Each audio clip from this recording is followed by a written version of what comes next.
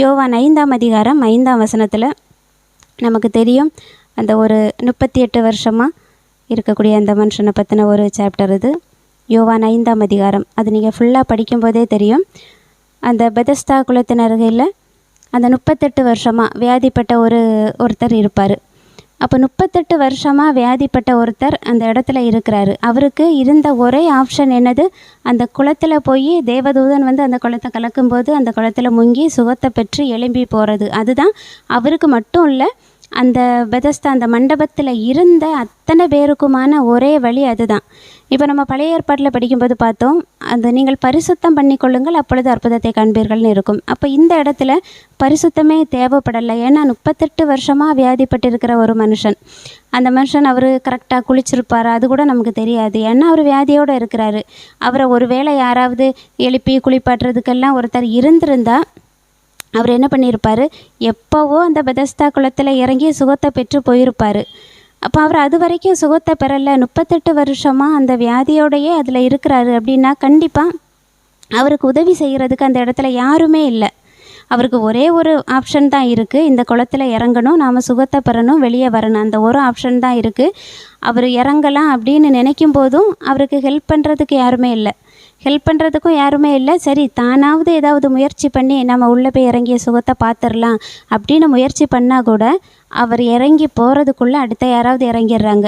அந்த இடத்துல அவருக்கு ஒரு வாய்ப்புமே இல்லை. அதனால தான் அவர் 38 வருஷமாக அந்த இடத்துல இருந்திருக்கிறாரு. அவருக்கு கொஞ்சம் முடிஞ்சிருந்தா கூட அவர் 1-2 வருஷத்தில் எழும்பி போயிருக்கலாம். அதை படிக்கும்போது நமக்கு அப்படி தான் தோணும். அப்போ அந்த இடத்துல ஏசப்பா வர்றாங்க. ஏசப்பா வரும்போது ஏசப்பா அவங்கள்ட்ட கேட்குறது, நீ சொஸ்தமடைய விரும்புகிறாயா அப்படின்னு. நமக்கு அதை படிக்கும்போது என்ன தோணும்? 38 வருஷமாக ஒருத்தர் இந்த மாதிரி இருக்கிறாரு. 38 வருஷமாக இருக்கிறவர் சொஸ்தமடையணும்னு ஆசை இல்லாமலாம் இருப்பார். ஏசப்பா ஏன் இப்படி ஒரு கேள்வி கேட்குறாங்க அப்படின்னு நமக்கு தோணலாம். எனக்கும் தோணிச்சு அதை படிக்கும்போது. 38 வருஷமாக ஒரு விடுதலைக்காக தான் அந்த இடத்துல இருக்கிறாரு.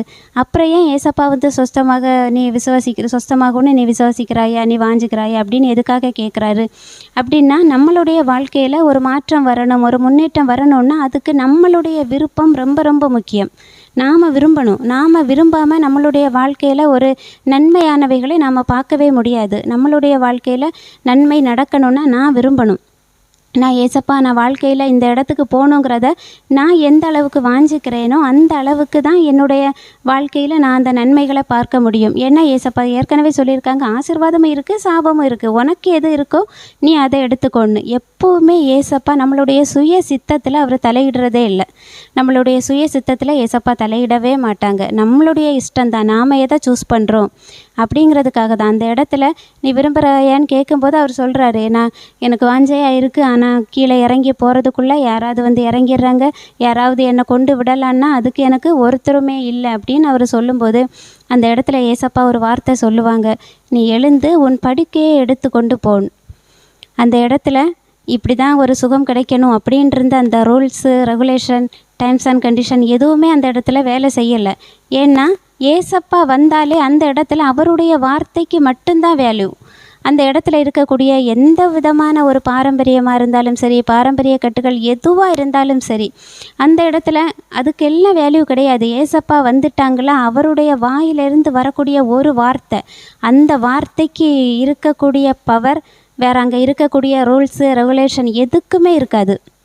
அவர் அந்த இடத்துல சொல்கிறாரு, நீ எழுந்து படுக்கை எடுத்துக்கொண்டு போ. ஏசப்பா நினச்சிருக்கலாம் அவரை எழுப்பி கீழே இறக்கி கொண்டு போய் அந்த குளத்தில் தூதன் எப்போ வந்து கலக்குவாங்க அப்போ கொண்டு அந்த குளத்தில் முக்கி எழுப்பி கூட்டிகிட்டு போயிருக்கலாம்.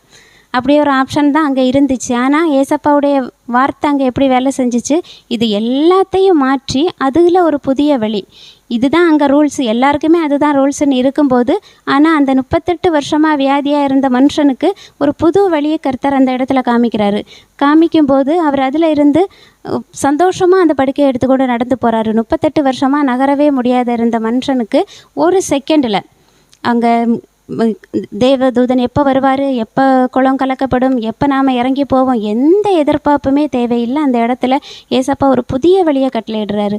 அதுதான் நம்மளுடைய வாஞ்சை ரொம்ப முக்கியம். அந்த இடத்துல அவர் வாஞ்சிக்கிறாரு. நான் ஏசப்பா கேட்கும்போதும், ஆமாம் நான் சொஸ்தம் அடையணும், என்னை கூட்டிகிட்டு போகிறதுக்கு ஆள் இல்லாமல் தான் நான் உட்காந்துருக்கேன்னு சொல்லும்போது, அந்த இடத்துல கர்த்தருடைய வார்த்தையின் மூலம் ஒரு அற்புதம் நடக்குது. இன்றைக்கும் நம்மளுடைய லைஃப்பில், வாழ்க்கையில் ஒரு அற்புதம் நடக்கணும், ஒரு புதிய வழி பிறக்கணுன்னா அது கர்த்தருடைய வாயிலிருந்து வரக்கூடிய வார்த்தையினால் மட்டும்தான். அவருடைய சமூகத்தில் இருந்து அமர்ந்து அவர்கிட்ட அந்த வார்த்தையை கேட்கும்போது அந்த வார்த்தையின் மூலம்தான் நமக்கு வழி பிறக்குமே தவிர நாம் புதுசாக வேறு எங்கேயும் போய் நம்ம எந்த வழியும் நம்மளாக சுயமாக தேடி கண்டுபிடிக்க முடியாது. அப்படியே நம்ம ஒரு வழியை கண்டுபிடிச்சாலும் அது ஏதோ ஒரு முட்டுச்சந்தில் போய் முட்டிட்டு தான் நிற்போமே தவிர அந்த வழி நமக்கு ஒரு பலனை கொடுக்கக்கூடிய வழியாக இருக்காது.